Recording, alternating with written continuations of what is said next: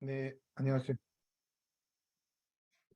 안창현 선교사님, 아니, 안창현, 안창현 강사님 계시고, 김태환 선교사님 나가셨나 보죠? 네, 네, 알겠습니다. 그럼 제가 안창현 강사님 소개할게요. 개인적인 그런 학교나 이런 부분들은 이제 우리 안창현 강사님이 직접 소개할 거고요. 오늘부터 이제 계속해서 진행되는 내용들은 여러분들의 성장 배경, 여러분들이 자라온 그 가정 환경에 대한 부분이 현재 삶에 어떤 영향을 미치는지에 대해서 조금 마음이 아픈 부분도 있고, 또 우리가 또 새롭게 이해해야 될 부분들, 이 부분을 이제 우리 안창영 강사님 통해서 하나하나 좀 듣는 시간입니다. 이제 그 부분들이 여러분에게 또 좋은, 새로운 또 이해되는 시간이 됐으면 좋겠고요. 또 듣다가 마음이 좀 아프시면 거기서 그냥 떠나세요. 그냥 객관적으로 그냥 얘기를 들으시면 좋을 것 같아요. 오늘부터 진행되는 강의 내용들이 또 여러분 안에 하나님과 함께하는 그런 시간이 되길 바라고요. 강의 시작하기 전에 잠깐 기도하고 전체 같이 기도하겠습니다. 이 시간 가운데 하나님 함께 해주셔서 내 안에 깊이 정말 주님을 더욱더 깊이 알아가는데 방해되는 내 모습들 이해할 수 있도록 도와주세요. 함께 기도하고 강의 시작하도록 할게요. 함께 기도하겠습니다. 하나님 아버지, 감사합니다. 우리가 기도하는 것은 하나님께서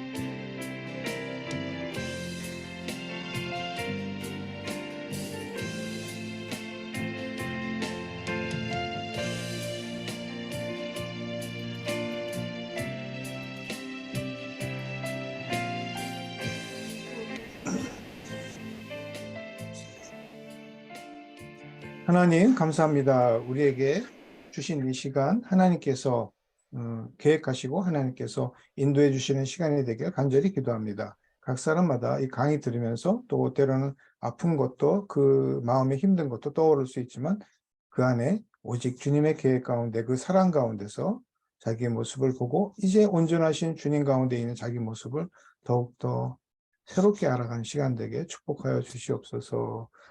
안창현 우리 선생님 그 강의 내용 가운데 또 말하는 가운데 진행하는 가운데 주님 주의 충만함으로 인도해 주시길 바라고 예수님의 이름으로 기도드립니다. 아멘. 네, 네. 우리 안창현 선생님 소개할게요. 격려 박수 부탁드립니다. 반갑습니다. 안창현입니다. 네. 어떻게 아시는 코치님들은 이렇게 뵈서 반갑고요. 우리 또 저를 처음 보신 분들은 간략하게 이제 제 소개를 드리는 게 먼저인 것 같아서 짧게 제 소개 드리고 오늘 강의 내용을 어떻게 진행할지에 대한 얘기를 좀 나누겠습니다. 뭐 일단 저는 이제 상담일 하고 있고요. 상담일 한지 이제 20년째 됐습니다. 그리고 그전에는 이제 예수전도단의 간사도 있어서 우리 백가민 간사님이 제 호칭을 간사님이라고 하다가 선교사님을 하다가 마지막에 이제 선생님까지 오셨는데 뭐 다 그거 했습니다. 예, YM 간사도 있었고요. 또 캐나다 YM에 이렇게 원주민 선교로 한 1년 반 캐나다 YM에 또 나가 있었고요. 그리고 또 한국에 들어와서 상담일 시작하고 지금까지 이제 20년째 상담일 하고 있습니다. 주로 이제 개인 상담, 부부 상담 하고 있고요. 그리고 상담을 오래 하다 보니까 지금은 이제 상담을 공부하시는 이제 대학원 선생님들, 그리고 현장에 계시는 이제 상담하시는 선생님들이 상담이 어렵거나 조금은 좀 난해하면 저한테 오셔서 이제 수비받고 상담에 대한 조언을 듣고 있고요. 또 그리고 제 개인적으로는 일단 뭐 하나님이 제가 어느 길로 가야 될지 이제 기도했을 때 사람의 마음에 대한 것들을 보여주셔서 아마도 이제 사람의 마음이 제 어쨌든 선교지였고 그 사람의 마음을 어떻게 잘 이해하고 그 사람들의 마음을 어떻게 건강할지가 제 지금까지 인생의 가장 중요한 목표 중에 하나였던 것 같습니다. 그렇게 이제 20년을 달려왔고요. 아직까지 사람의 마음을 이해하는 게 참 어렵습니다. 한 사람의 아픔을 충분히 이렇게 공감하는 것도 좀 어렵고요. 그 사람이 왜 이렇게 아플 수밖에 없었는지를 같은 자리에 같이 그 사람의 삶을 같이 살아간다는 것도 쉽지 않은 것 같습니다. 그래서 요즘 들어서 제가 쉬운 길 아닌 길을 잘못 온 것 같다. 한 20년 정도 고생하면 조금은 좀 수월할 줄 알았는데 이건 계속 힘들어서 조금 가면 갈수록 사람을 만나서 같이 삶을 나눈다는 거가 쉽지 않은 게 더 뼈저리 느껴집니다. 아마도 오늘 강의를 하면서 이제 여러분의 삶에 대한 얘기들을 제가 이제 하나하나 이제 풀어갈 텐데 쉽지 않을 것 같습니다. 제가 여러분의 삶들을 다 아는 것도 아니고 또 각자의 사연들이 있어서 각자의 이 사연들이 어떻게 다를지를 제가 일일이 다 들어야지만 더 이해할 수 있는데 그런 시간을 제가 할애하지 못한 거에 대해서는 일단은 조금은 양해를 좀 부탁드리고요. 다만 제가 오늘 강의에서 설명드릴 수 있는 건 전반적으로 이런 성장 과정이나 이런 지난 세월의 영향들이 현재 삶에 어떻게 영향력을 미치고 있고 그런 삶의 영향력들이 여러분의 삶의 인생에 끊임없이 어떻게 방해를 되고 있는지에 대한 대략적인 얘기들을 드릴 수밖에 없어서 여러분 이 얘기를 듣고 여러분 스스로 조금은 내 자신을 발견하는 가는 시간이 됐으면 좋겠습니다. 일단 이제 강의안 받아보셨죠? 강의안을 참고로 해서 이제 강의를 진행하겠습니다. 어, 같이 이제 자아 형상에 대한 강의를 할 텐데요.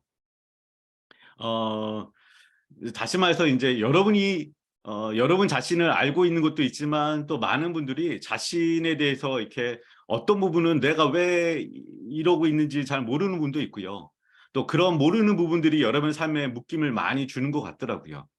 그래서 이 내가 왜 이러고 있는지 좀 더 정확히 말하면 제가 오늘 강의 나누고 싶은 건 취약한 자아에 대한 얘기입니다. 좀 더 세부적으로 얘기하면 우리 안에 자아가 있는데 그 자아 중에 건강하게 발달된 자아도 있습니다. 여러분이 삶에서 열심히 노력하고 극복하고 성장해서 여러분이 건강하게 만든 자아도 있지만 또 여러분 가운데 알지 못하지만 여러분 안에 취약한 자아도 있을 겁니다.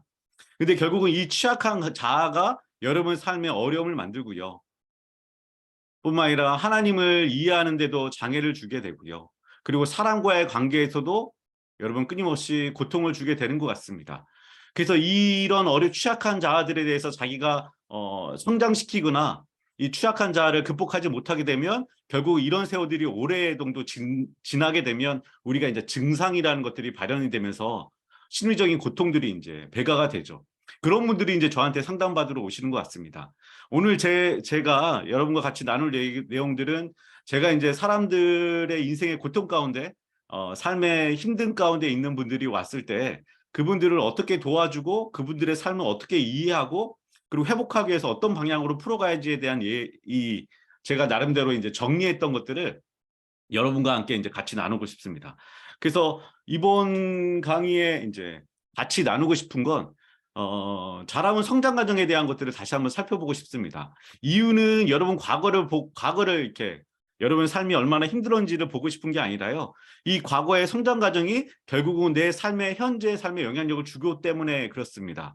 그래서 이 현재의 삶을 자꾸 이 과거에 해결되지 못한 것들이 장애물을 주게 되고요.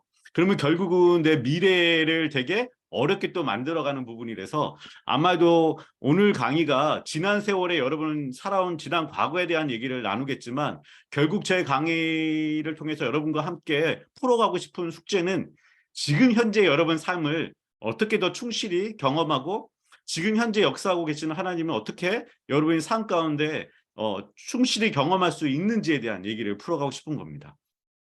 그래서 과거에 형성된 성장 과정에 형성된 부정적인 영향력들을 이제 회복할 수 있는 방법들 또한 찾아가기를 바랍니다.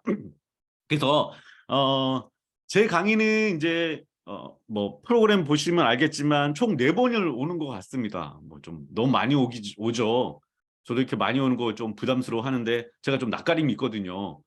근데 어쨌든 4번 정도 많이 오는데 제 강의는 4번 강의가 어떻게 흘러갈 거냐면요. 처음은 큰 개관으로 시작을 갈 겁니다.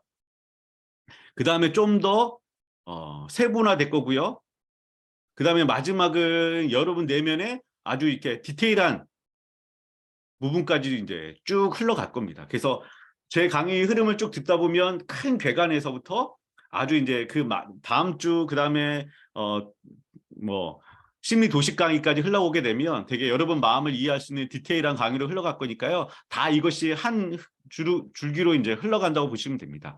그러면 이제 여러분 자아에 대해서 자아가 어떻게 형성되는 과정에 대한 이해를 이제 시작하기 전에 가장 중요한 이제 질문부터 이제 풀어가야 되는데, 그거는 어떻게 보면 우리는 어떤 존재로 창조됐는지에 얘기입니다.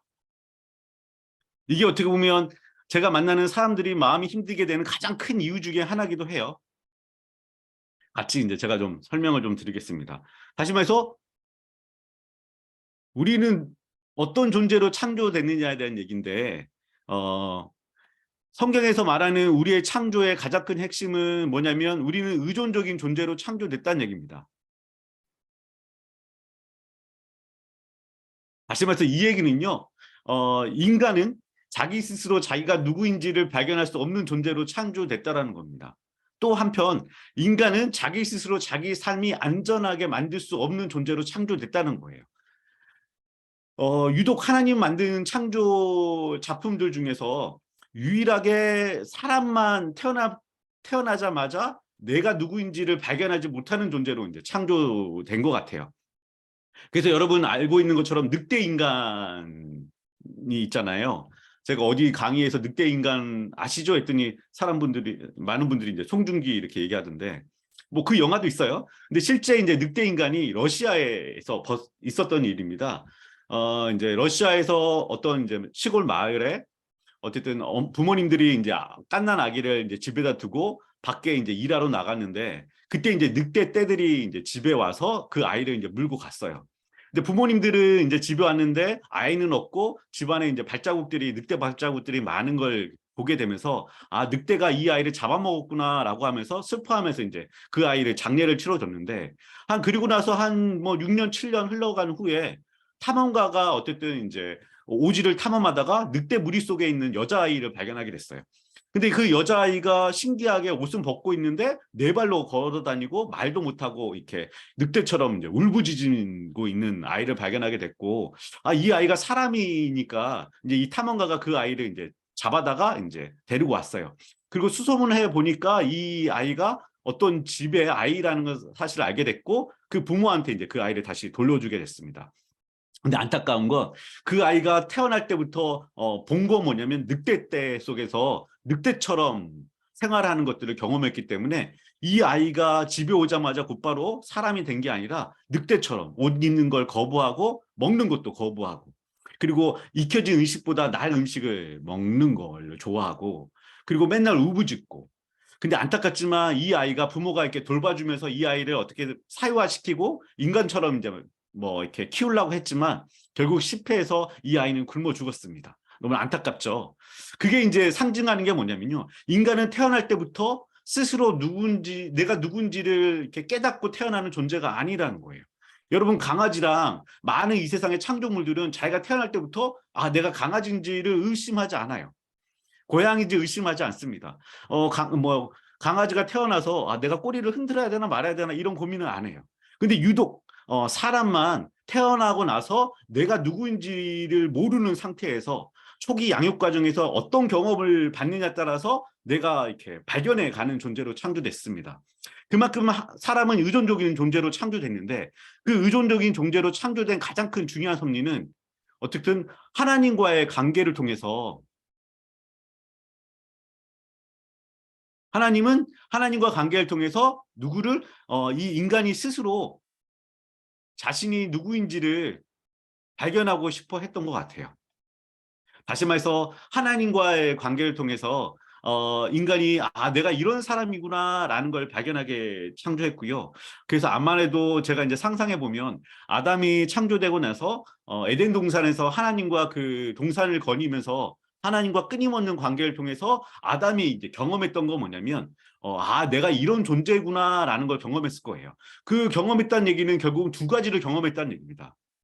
첫 번째는 뭐냐면, 아, 내가 안전하구나. 그리고 내가 두 번째는 뭐냐면, 아, 내가 괜찮은 존재구나.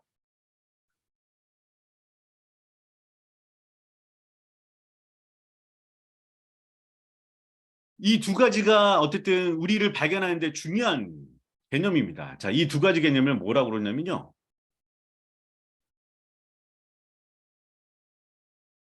어, 지금 내가 안전한가에 대한 얘기를 우리가 이제 애착이라고 얘기하고요.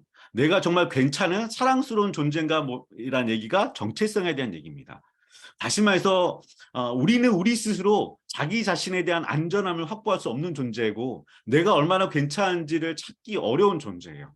그래서 하나님은 하나님과 관계를 통해서 뭘 발견하고 싶어 하냐면 네가 얼마나 안전한지에 대한 것들을 확보하고 싶어 발견하기 원했고요. 하나님과 관계를 통해서 내가 얼마나 사랑스러운 존재인지에 대해서 발견하고 싶어 합니다. 근데 이 애착에 대한 부분과 정체성에 대한 부분은 심리적인 안정감의 가장 기초가 되는 부분이에요. 다시 말해서 어떤 얘기까지 할 수 있게 되냐면요. 여러분이 마음이 가장 힘들고 여러분이 고달픈 이유는 결국 애착에 대한 부분과 정체성의 부분들이 이렇게 잘 안 만들어져서 그래요. 대인관계에서 어려움을 겪고 관계에서 어려움을 겪고 늘 불안하고 내가 누구인지 모르겠고 사람들이 날 무시하면 화가 나고 인간관계 속에 되면 사소한 말 한마디에 내 마음이 상처받는 가장 큰 이유가 여러 가지 복잡한 게 있지만 가장 근본적인 이유는 뭐냐면요. 내 안에 애착이 완전적으로 형성되지 않았고 내 정체성이 명확하지 않았다는 얘기입니다. 근데 하나님은 또 어떤 섭리가 있었냐면 하나님의 마지막 창조 작품인 이 가정 하나님의 마지막 창조 작품인 이 부모를 통해서 이 하나님의 이 형상, 하나님의 형상이 이 가정 가운데 이제 투영이 돼서 여러분이 성장 과정 속에서 애착과 정체성을 이 가정에서도 확보되고 싶어 하셨죠. 이게 이제 하나님이 만드신 원래의 창조 계획이에요. 그래서 우리가 안정된 애착과 정체성을 경험하면서 하나님과 관계 또 부모의 관계를 통해서 어릴 적부터 내가 안전하구나. 이곳이 안전하구나. 사람이 안전하구나. 환경이 안전한구나를 경험하거나 내가 정말 괜찮은 사람이구나. 내가 정말로 뭔가 나라는 존재 자체가 뭐 이 정도면 괜찮구나라는 걸 이제 환영받은 경험이 있게 되면 자연스럽게 하나님을 알게 되고 내가 누구인지를 알게 되고 내가 누구인지를 알게 되면 그 다음에 내가 뭘 해야 되는지를 알게 되는 걸로 과정을 가게 됩니다. 근데 여러분 이제 이런 경험들이 확보하지 않게 되면 이제 어떤 어려움을 겪게 되냐면 이게 이제 안타깝죠. 창세기 3장에 이제 죄를 범하게 되면서 하나님과 이 안정된 관계가 이제 끊어지게 됐습니다. 그렇게 되면서 이제 우리는 우리 스스로 애착과 정체성을 확보할 수 없는 존재인데 하나님과 깨지면서 이제 우리 안에 이제 애착에 대한 부분과 정체성에 대한 문제가 생겼죠. 반대로 여러분의 부모 또한 여러분 부모의 윗세대에서 안정된 애착과 명확한 정체성에 대한 경험을 받지 못했기 때문에 여러분의 자녀 세대한테 이런 것들을 명확하게 전달할 수 없게 됐어요. 그러면서 이제 우리 안에 이제 어떤 고통이 시작됐는데 우리가 이제 하나님이 누구인지 내가 누구인지를 알기 어렵게 됐고요.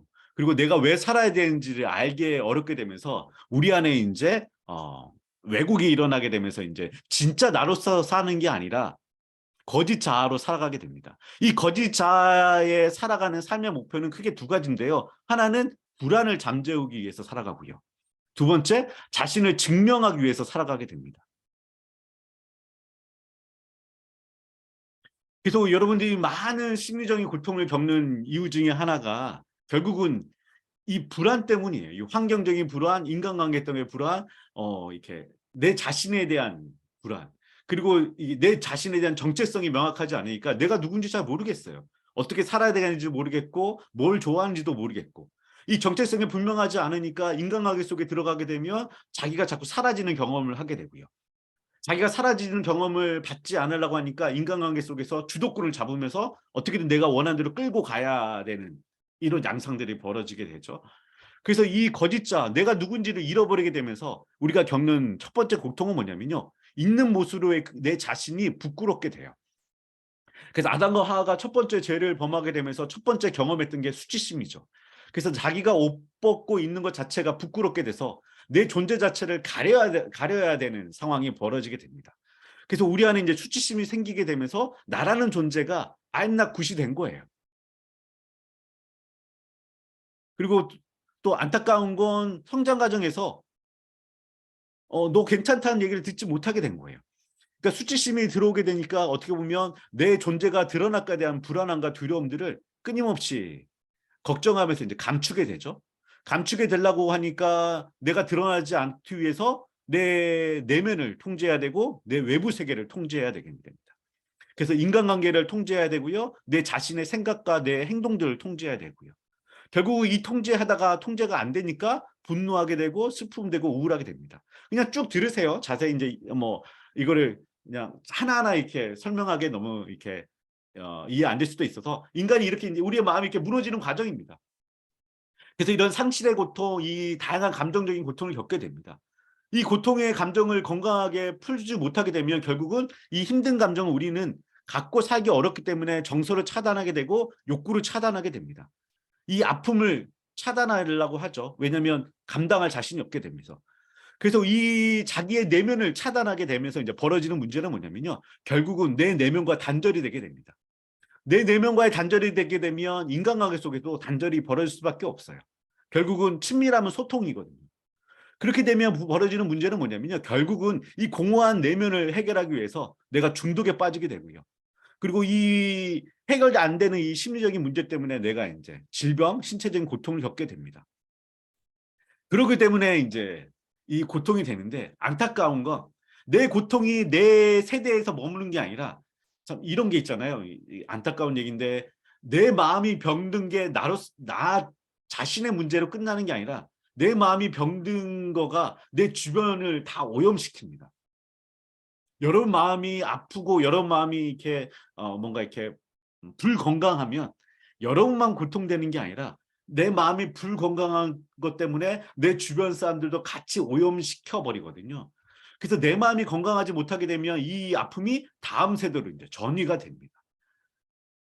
그래서 우리의 마음들이 이렇게 무너져 가는 거죠. 결국은 우리가 어떻게 회복을 해야 되느냐, 회복해야 되는 방향성에 대한 부분인데 결국은 어떻게 회복해야 되느냐에 대한 방향은 결국 우리가 의존적인 존재로 창조됐다는 사실을 깨닫고 어떻게 우리가 우리한테 의존할 수 있는 온전한 존재로 한테 의존이 돼야 됩니다. 그래서 온전한 치유의 방법은 결국은 하나님과 이웃과의 이제 연합이 이루어져야 되는데 마태복음 말씀에 이제 예수님이 이제 하신 말씀이죠. 이렇게 가장 큰 계명이 뭡니까?라고 이제 물어봤을 때 예수님이 하나님을 사랑하고 내 이웃을 사랑하라라는 그 가장 큰 계명이 결국은 제가 생각하기에 치유의 가장 큰 방향인 것 같습니다. 우리는 의존적인 존재이기 때문에 이렇게 무너져가는 마음은 결국은 내가 누구인지를 정체성을 확보하지 못하고 내 안에 애착이 안정적으로 형성되지 않아서 그렇거든요.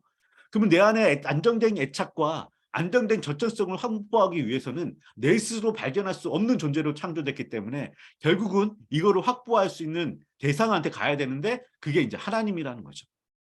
그래서 여러분이 어, 복음을 받아들이고 그분을 영접하면서 복음이 주는 놀라운 그 역사 중에 하나가 결국은 내가 안전하다는 것과 내가 하나님의 존귀한 자녀라는 그 놀라운 사실이 우리를 회복시켜 간다는 겁니다.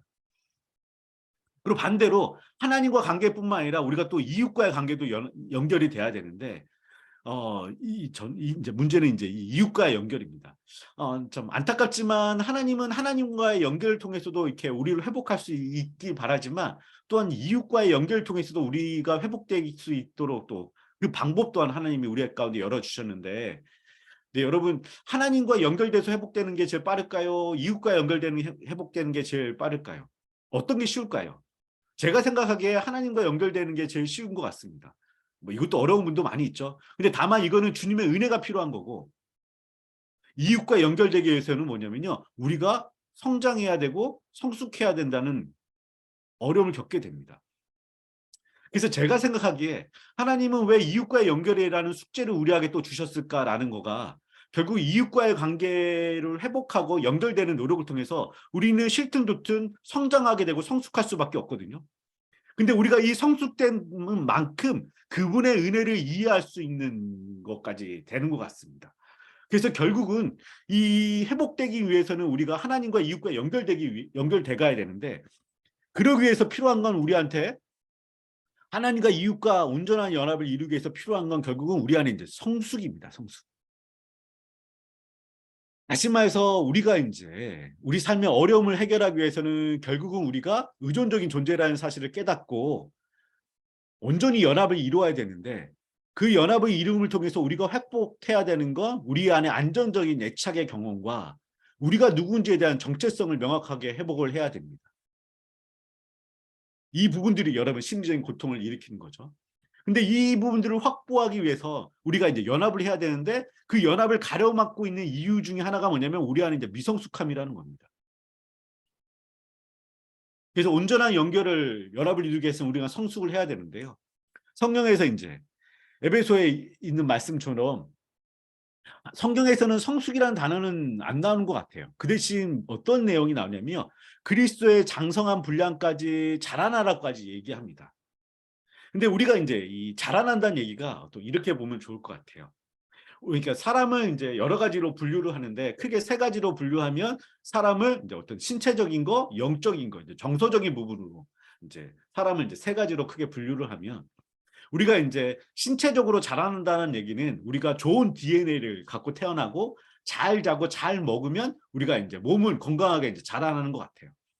영적인 부분들을 자라나기 위해서는 어쨌든 말씀이신 우리의 영양분이 말씀을 이제 늘 먹고, 그리고 그분과 연합하고 예배를 누리면서 우리의 이제 영적인 부분들이 자라나겠죠. 그러면 여러분 정서적인 부분들을 자라나기 위해서는 어떻게 해야 될까요? 정서적인 부분들.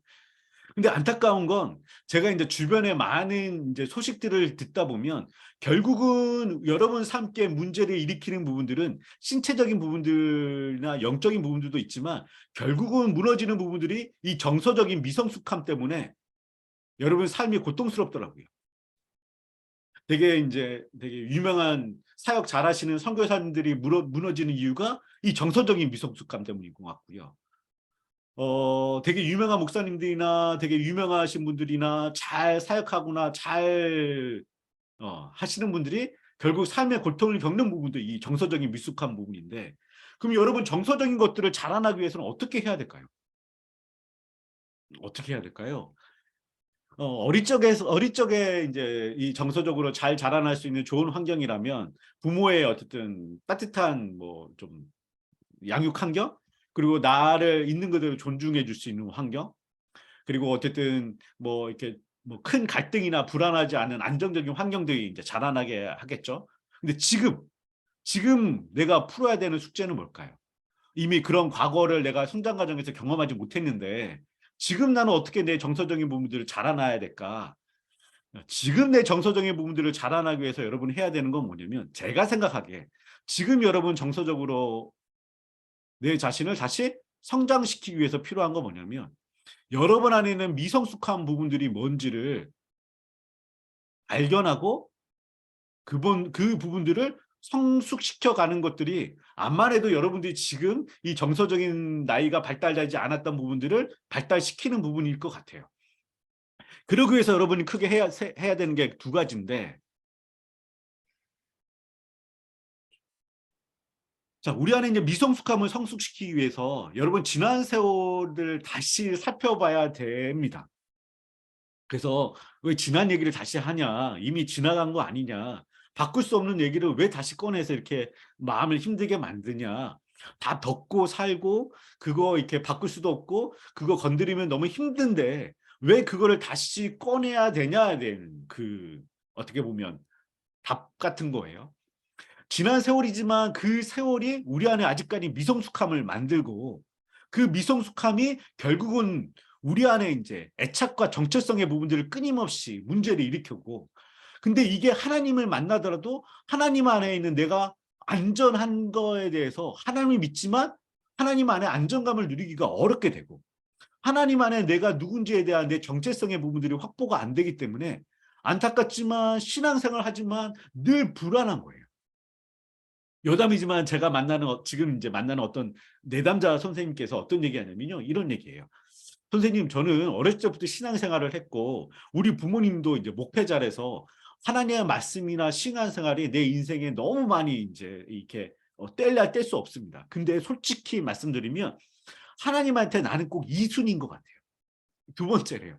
무슨 얘기예요? 했더니 쟤한테는 하나님이 꼭 1순위인 것 같아요. 제 삶 속에는 하나님이 개입해 주시고 관심 있어주고 사랑하면서 정말 기도도 들어주고 잘 보호해 주는 것 같은데 내 삶 가운데는 하나님이 꼭 2순위인 것 같아요.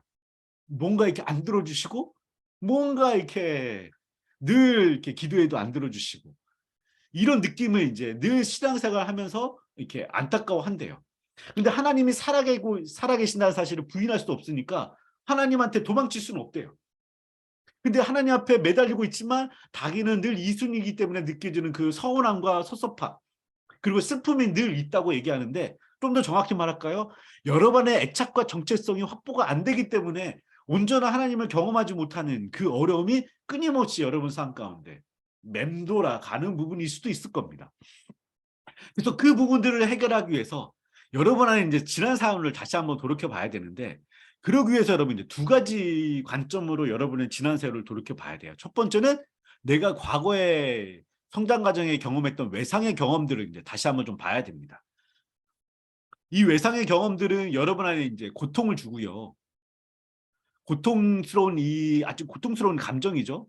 충격적인 경험들이 결국은 여러분을 이제 힘들게 만들고 그 힘들게 만드는 이 고통스러운 것들을 우리 끊임없이 도망치려고 하거든요. 근데 이 도망치려고 하는 노력들이 결국 여러분을 또 다른 고통으로 몰아갑니다. 그래서 이 과거의 고통스러운 경험들을 직면하고 그 힘든 감정을 주님과 함께 어쨌든 버티는 연습을 해야 됩니다. 피하지 않고. 두 번째는 뭐냐면요. 이거는 고통스러운 과거의 경험이 아니라 전반적인 내가 지난 세월에 살아왔던 내 삶의 그냥 환경들이에요. 내 삶의 환경들. 여러분한테 어떻게 보면 익숙한 거겠죠. 익숙한 환경. 익숙한 어린 시절이겠죠. 익숙한 어린 시절의 환경을 다시 한번 살펴봐서 그 가운데 내가 어떻게 이렇게 조금은 부정적인 영향력을 받아서 어떻게 내한테 잘못된 심리적인 패턴이 만들어져서 내 삶을 또 힘들게 만들고 있는지를 살펴볼 필요가 있습니다. 그래서 암만 해도 여러분 이거는 이제 외상 작업, 트라우마 작업이라서 여러분이 따로 하시면 될 것 같고요. 암만 해도 이번 주랑 다음 주 2주 동안 제가 해야 될 작업이 이제 이 작업인 것 같습니다. 여러분의 어린 시절의 성장 과정들을 다시 한번 좀 돌이켜보고 그 속에서 어떻게 여러분이 애착의 부분들과 정체성에 대한 부분들이 무너지고 그 온전히 확보되지 않았던 환경 속에서 어떻게 여러분이 부정적인 여러분을 취약하게 만드는 심리적인 패턴이 형성됐는지에 대한 통찰을 하게 되는 겁니다. 이런 통찰을 통해서 여러분이 확보하고 싶은 거 뭐냐면 여러분이 이제 스스로 내가 이런 사람이구나라고 이제 자각하게 만들죠. 그리고 자각하게 만든 다음에 이제 그 다음에 이제 변화가 일어나는 것 같습니다. 여기까지 좀 잘 따라오고 계시죠? 제가 너무 빨라서 괜찮으세요? 예. 오케이, 감사합니다. 그러면 한 가지만 더 얘기하고 이제 쉬는 시간 가질 텐데요. 잠깐 사진 한번 볼까요? 되게 유명한 사진입니다.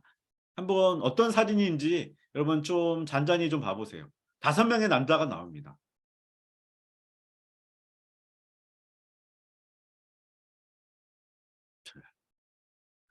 아이가 있죠? 한 5살 내지 한 6살 되는 것 같아요. 근데 아이가 우유를 컵에 딸다가 쏟았나 봐요. 그래서 바닥에 우유가 막 쏟아졌습니다. 근데 그 모습을 보고 아빠가 불같이 화가 났나 봐요.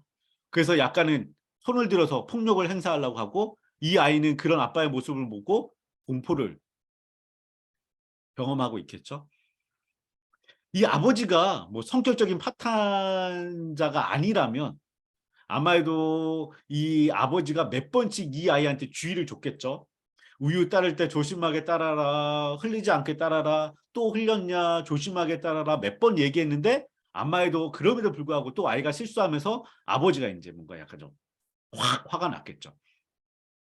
이 아이가 이제 10대가 됐어요. 10대가 됐습니다. 근데 마음에 이 아픈 고통이 해결되지 않고 그대로 있어요. 자, 20대가 됐어요.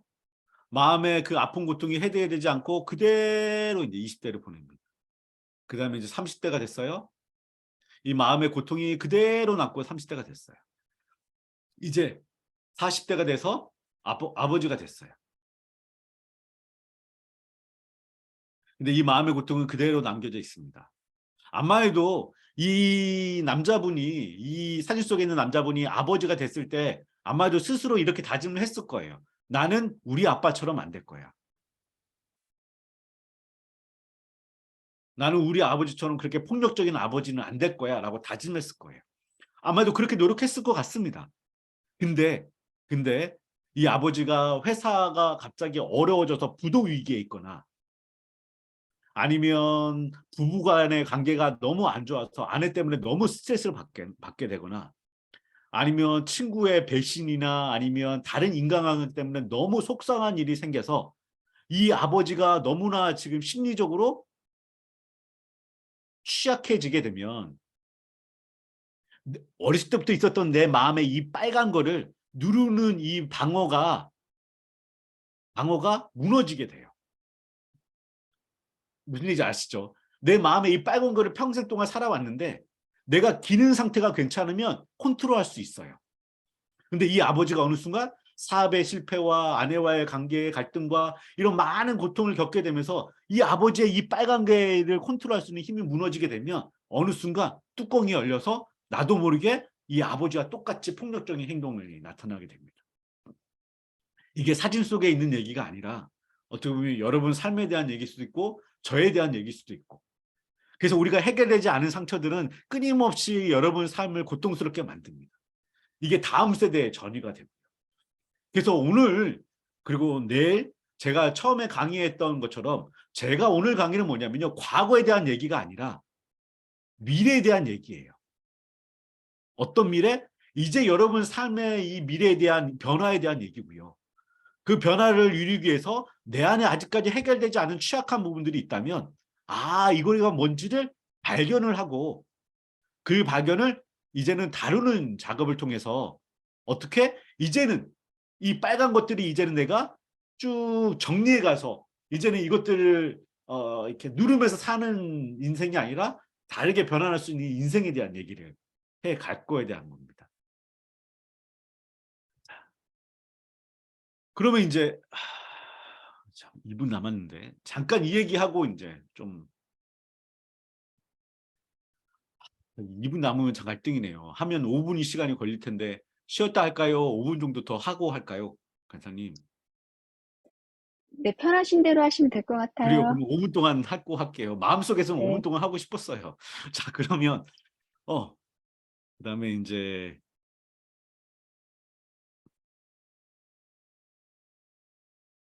그러면 약간은 이제 어쨌든 우리가 성장 과정에서 경험했던 우리 삶의 취약성이 우리 현재 삶에 끊임없이 어려움을 주고 그 어려움의 결국 핵심은 여러분이 안전한가 내가 누군지에 대한 애착과 정체성의 어려움을 끊임없이 일으키게 됩니다. 이 애착과 정체성의 어려움에 대한 것들이 결국은 심리적인 끊임없는 고통을 줘요. 자, 그러면 여러분 다시 좀 한번 정리해 봤으면 좋겠습니다. 그러면 심리적인 기능 상태가 뭘까? 다시 말해서 마음은 어떻게 움직이길래 마음은 어떻게 작동하길래 이런 고통들이 어떻게 이제 마음을 무너뜨리는지에 대한 마음에 대한 얘기를 좀 해보겠습니다. 다시 말해서 이 얘기는 심리학이 이제 150년 정도 역사가 흘러오게 되면서 지금 현재 나와 있는 심리학 이론을 다 정리해서 제 나름대로 이제 사람을 이제 이해하는 거예요. 아마도 제 얘기를 들으면 지금 많은 심리학 이론들이 대부분 이제 이런 관념으로 이해한다고 보시면 됩니다. 다시 말해서 사람의 마음은 어떻게 움직이냐면요. 여기 이제 어떤 한 사람이 있다고 합시다. 사람이 이제 어떤 사람이 있습니다. 그 사람은 이제 여러분일 수도 있고 저도 있을 수 있는데요. 이 사람은 그냥 그냥 이제 존재하는 게 아니라 태어날 때부터 끊임없이 자극을 받습니다. 자극을 받아요. 아침에 눈 뜨자마자 어쨌든 찬바람이 들어오게 되고요. 몸이 따뜻하냐 춥냐 부터 시작해서요. 오늘 뭐 할지에 대한 생각도 하고요. 아침에 출근하기 싫으네라는 부담감도 느끼고요. 또 출근하다 보면 또 지하철에서 피곤하기도 하고요. 또 회사에 가면 또 상사의 관계를 통해서요. 그리고 또 퇴근하고 집에 오면 또 여러 가지. 그래서 우리는 태어나자 끊임없이 자극을 받는데 자극 중에는 외적 자극이 있습니다. 외적 자극. 외적 자극은 뭐냐면요. 어쨌든 환경, 그리고 사람들과의 관계, 그리고 뭐 어떤 말, 그리고 이런 외적 자극도 있고요. 또 뭐냐면 내적인 자극도 있습니다. 그러니까 내 안에 신체적인 내 상태, 그리고 과거의 기억, 끊임없이 드는 내 생각들. 그래서 우리는 끊임없이 이 자극이 우리 안에 이제 오는데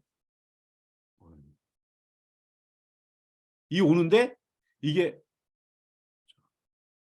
그냥 오는 게 아니라요. 우리는 끊임없이 우리의 니즈에 욕구에 이 자극이 좀 그림을 좀 다시 그릴게요.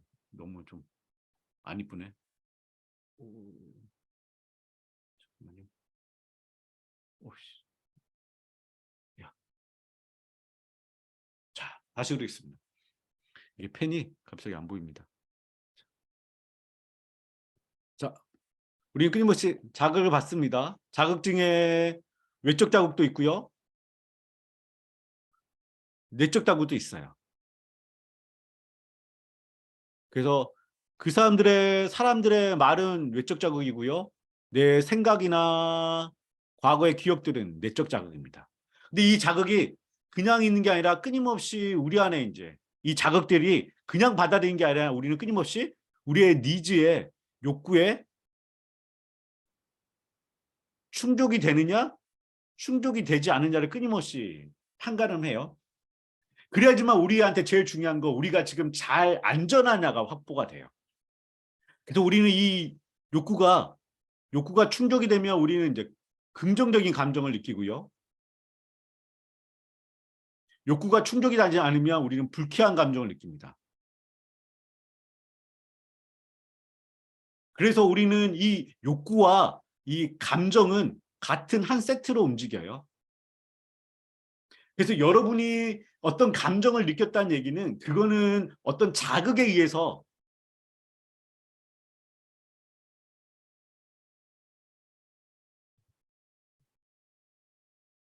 어떤 자극에 의해서 오는 게 아니라 욕구에 의해서 만들어져요.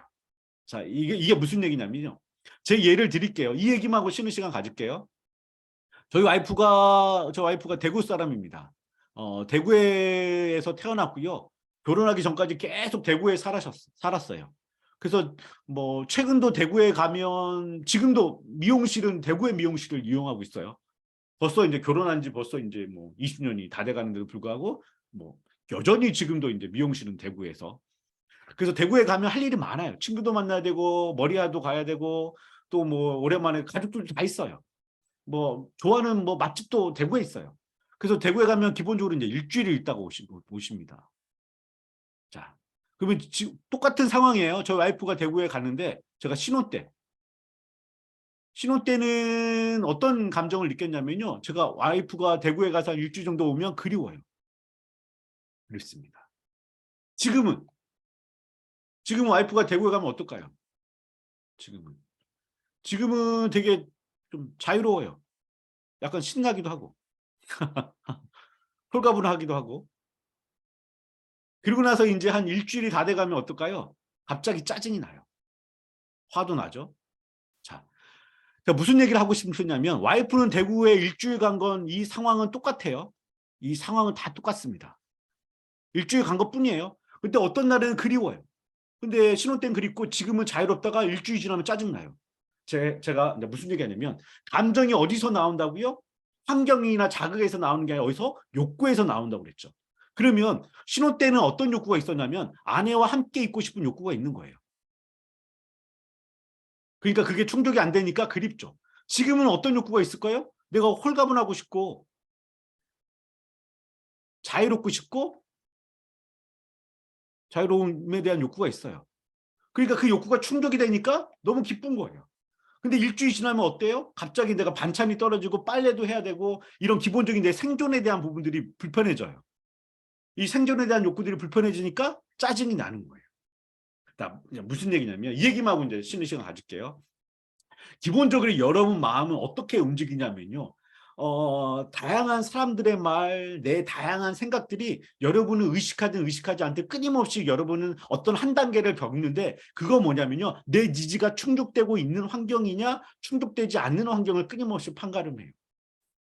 그러면 이 충족이 되면 긍정적인 감정을 느껴서 이 행동을 강화하려고 할 거고요. 이 환경을 계속 유지하려고 할 거고요. 이 환경에서 내 니즈가 충족되지 않으면 우리는 불쾌한 감정을 느끼면서 이 환경을 개선하려고 하거나 아니면 변화를 일으키려고 합니다. 이게 우리의 기본적인 마음의 메커니즘이에요. 근데 문제는 이제 이 욕구에서 우리 안에 어떤 결핍된 욕구가 생기면 그 욕구에 집착이 생기게 되거든요. 그러면 이제 이 우리의 마음이 되게 병리적으로 바뀌게 됩니다. 그 얘기는 쉬는 시간 얘기하고 다시 진행하도록 하겠습니다. 쉬는 시간 가질게요. 네.